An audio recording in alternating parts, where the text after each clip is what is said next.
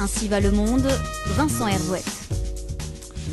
Bonjour à tous. C'est un livre au titre excitant, Le siècle identitaire, sous-titre La fin des États post-coloniaux. Il est excitant parce que il excite l'imagination et il stimule la pensée. Et en cette fin d'année, en ce début 2011, eh bien, la question de la nation reste toujours posée, plus que jamais même. Et ce livre, paru chez Michalon, est signé Ferhat Meheni. Ferhat Meheni est depuis le printemps dernier président du gouvernement provisoire kabyle. C'est un militant qui a été le fondateur du mouvement pour l'autonomie de la Kabylie. Bonjour Ferhat Meheni. Bonjour monsieur Herzouet. En 2011, vous allez fêter vos 60 ans. En 2010, vous avez fondé ce gouvernement, mais on va surtout parler aujourd'hui de votre livre. Et la première phrase de l'introduction, c'est « C'est bien connu, pour aller à l'universel, il faut partir de chez soi ». Oui, comme dans toute chose, on ne commence pas par l'universel en s'aliénant soi-même. C'est d'abord à travers les traits fondamentaux, l'âme qu'on a,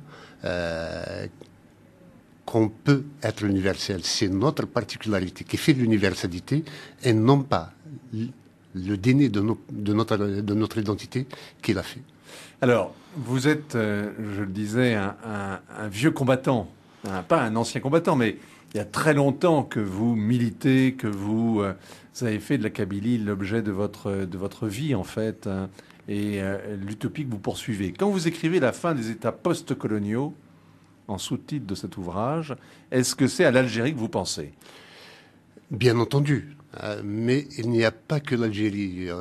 En m'amusant à superposer l'Algérie sur l'Afghanistan, sur le Congo, sur le Kenya, je trouve que les situations se ressemblent beaucoup et que l'Occident, en général, a une vision un peu tronquée de ces États et de ces peuples et de ces nations.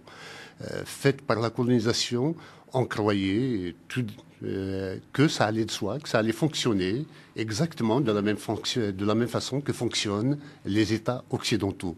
C'est une grave méprise en soi, parce que les peuples occidentaux, les pays occidentaux se sont faits par leurs propres forces internes, tandis que les pays issus de la colonisation sont bâtis sur un axe externe. Oui. C'est par le vieux alors, colonial. ces États-nations un peu artificielles, aux frontières souvent taillées à la serpe, elles ont fait l'économie de ce qu'ont connu les vieilles nations européennes, c'est-à-dire des siècles de guerre, de révolution, d'invasion, et puis aussi la volonté d'unir à l'intérieur d'un même État, en écrasant les cultures régionales, eh bien, tous ces peuples divers.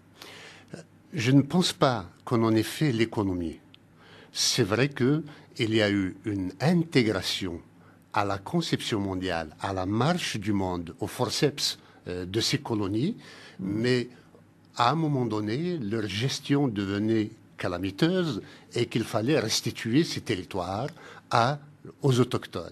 Et on croyait qu'il suffisait de délimiter un territoire, de mettre un gouvernement pour que l'État crée sa nation.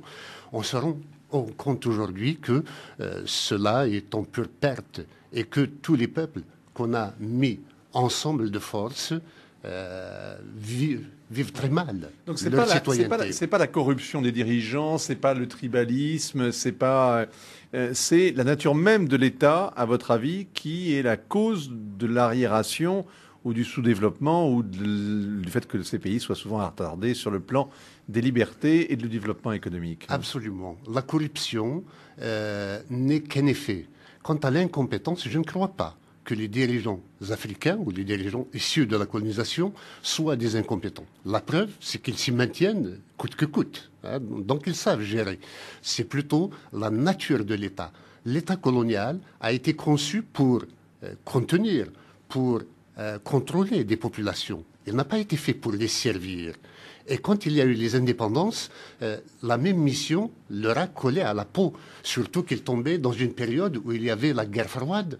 Donc, chacun était couvé par un par un, soit de l'Est, soit de l'Ouest. Quelles que soient ses turpitudes, Quel que finalement, soit, c'est... s'il était loyal à son camp, on supportait et la corruption et l'incompétence et aussi l'oppression des populations.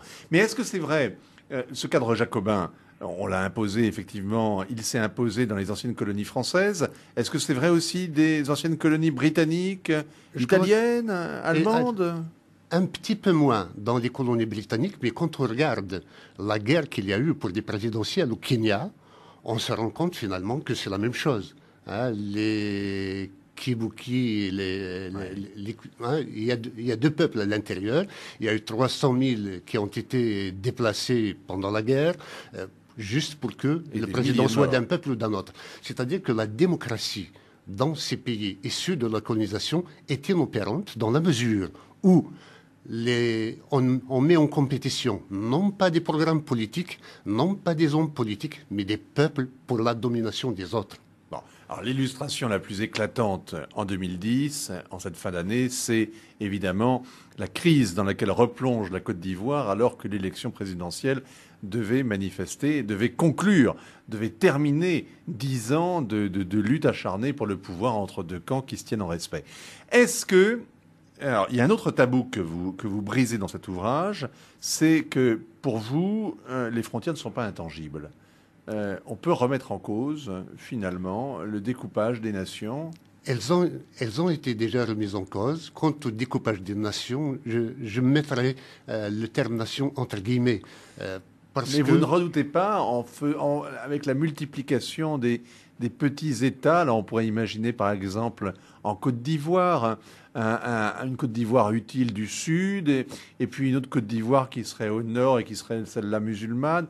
Est-ce que vous ne craignez pas comme ça que de délitement en délitement, ce soit un monde de plus en plus pagailleux et de plus en plus violent qui se crée?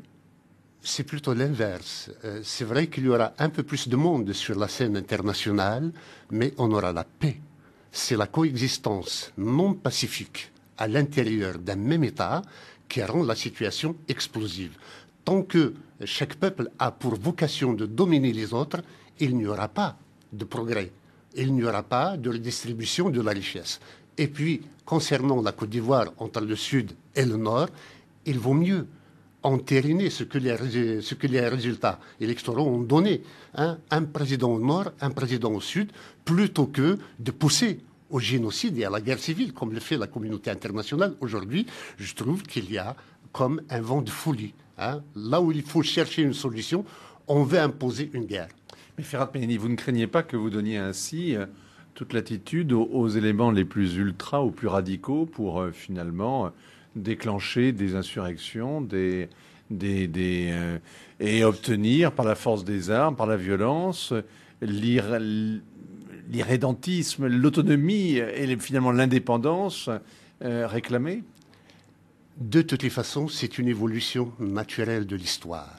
Quand l'Europe était dans cette même situation durant la guerre de 30 ans, on avait bien conclu une paix par la création, avec les accords de Westphalie en 1648, par la création de pas moins de 350 États européens. Ensuite, ceux qui sont viables vivront, ceux qui ne le sont pas s'agrégeront à d'autres pour constituer quelque chose de plus grand. Mais ça va être déchirant, ça va être déchirant. On a vu dans Yougoslavie comment ça s'est passé. C'est toujours très cruel parce qu'il y en a qui refusent le divorce. Regardez plutôt l'inverse. C'est le fait d'avoir mis de force des Yougoslaves ensemble qui a fait qu'ils ont éclaté. Vous voyez aussi, là on a séparé des peuples par la force, comme en Allemagne. Hein. L'histoire a fini par regrouper ces peuples. Et là, on les a mis de force, ils ont implosé. Est-ce que je trahis votre pensée en disant que vous estimez que le mode fédéral, finalement, le système d'organisation fédérale est le mieux adapté au temps de la mondialisation? Le mode fédéral est mieux adapté aux pays issus de la colonisation. Je ne prétends pas, personnellement, trouver des solutions au monde occidental. Oui, mais regardez en France. Alors on va prendre, puisque vous vivez en France depuis très longtemps, regardez en France. Vous avez, malgré les 20 rois qui en 1000 ans ont fait le pays et malgré 2 siècles de jacobinisme, vous avez toujours une revendication au Pays Basque, en Corse, violente celle-là, en Bretagne, culturelle plutôt, en Alsace éventuellement, etc.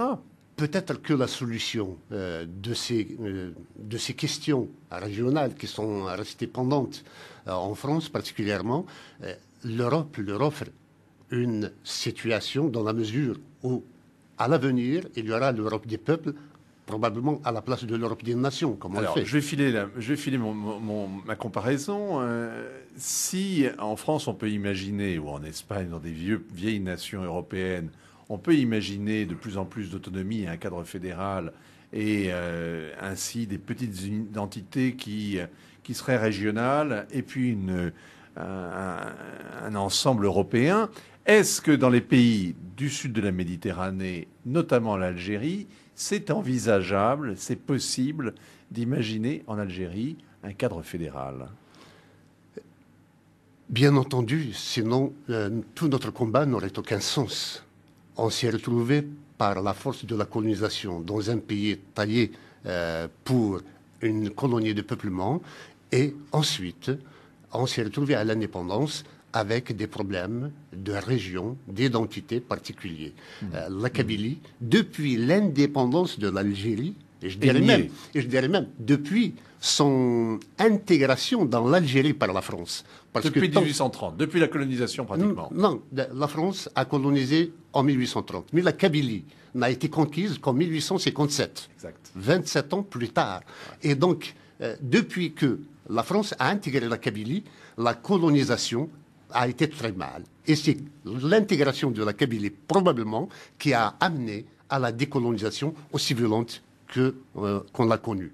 Et donc, aujourd'hui, pour une évolution tout à fait heureuse et paisible, il faut absolument que le peuple kabyle puisse disposer de son destin pour mieux fraterniser avec son environnement.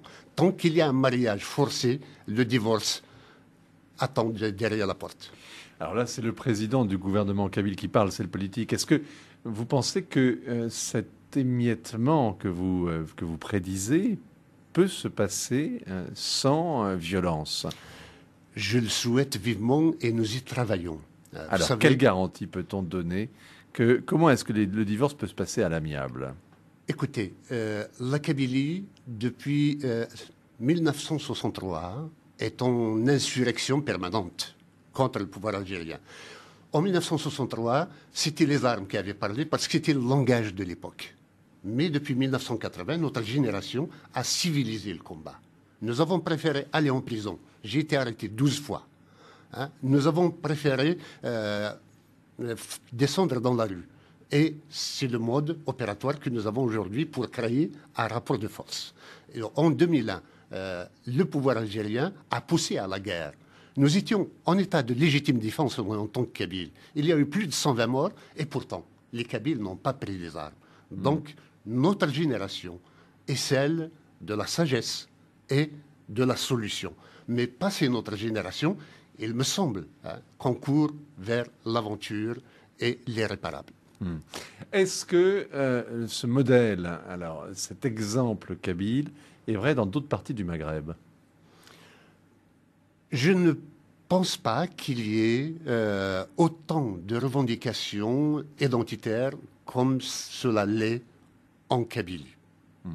Les Kabyles, peut-être parce qu'ils ont une aire géographique assez importante, 40 000 km², peut-être qu'ils ont une forte population, 10 millions d'âmes, peut-être qu'ils se sont toujours vécus en tant que nation en eux-mêmes. Une histoire, une identité très forte, un territoire, et puis aussi un régime politique à Alger qui, depuis l'indépendance, a toujours... Qui est en porte-à-faux avec les valeurs de la Kabylie, qui sont la démocratie, qui sont la liberté, et le statut de la femme, que le régime algérien a essayé d'imposer depuis 1982, n'est jamais appliqué au Kabylie. La femme ne se voile pas, la femme est libre.